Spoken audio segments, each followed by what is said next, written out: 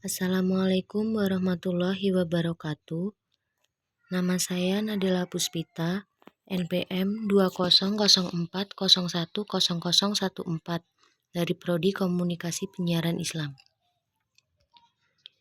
Di sini saya akan menjelaskan tentang hardware dan software. Yang pertama ada hardware. Hardware adalah semua komponen komputer yang berfungsi untuk mengolah data pada proses komputerisasi sesuai dengan instruksi yang telah ditentukan, sehingga output dari setiap proses komputerisasi mampu terwujud. Hardware berperan penting dalam komputer karena fungsinya yang mengolah informasi mentah menjadi suatu informasi yang baru dan berguna.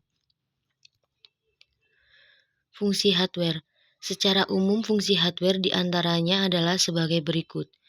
Menerima input, mengolah data, memberikan output, dan menyimpan data. Jenis-jenis hardware. Beberapa jenis hardware antara lain input device, process device, output device, storage unit, dan peripheral.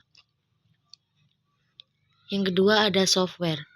Pengertian software sering disebut sebagai suatu data yang diprogram, diformat, dan disimpan secara digital. Tidak memiliki bentuk fisik, namun dapat dioperasikan oleh penggunanya melalui perangkat komputer. Fungsi software sebagai berikut. 1. Menyediakan fungsi dasar untuk kebutuhan komputer sehingga dapat dioperasikan. Misalnya ketersediaan sistem operasi dan sistem pendukung pada komputer. 2. Mengatur setiap hardware atau perangkat keras yang ada pada komputer sehingga bisa bekerja secara simultan. 3. Sebagai penghubung antara beberapa software lainnya dengan hardware yang ada pada komputer. 4. Sebagai penerjemah suatu perintah software lain ke dalam bahasa mesin sehingga dapat dimengerti atau diterima oleh hardware. Yang terakhir, fungsi software digunakan untuk mengidentifikasi suatu program komputer. Jenis-jenis software. 1. Application software atau perangkat lunak aplikasi. Software ini punya fungsi tertentu, misalnya untuk presentasi dan pengolahan data. Contoh application software adalah Microsoft Office Word dan Microsoft Office Excel. 2. Operating system atau sistem operasi.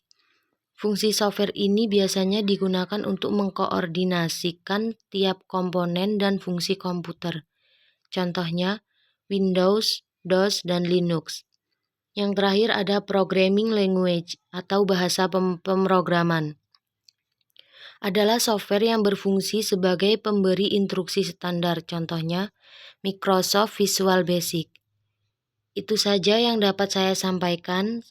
Sekian, terima kasih. Wassalamualaikum warahmatullahi wabarakatuh.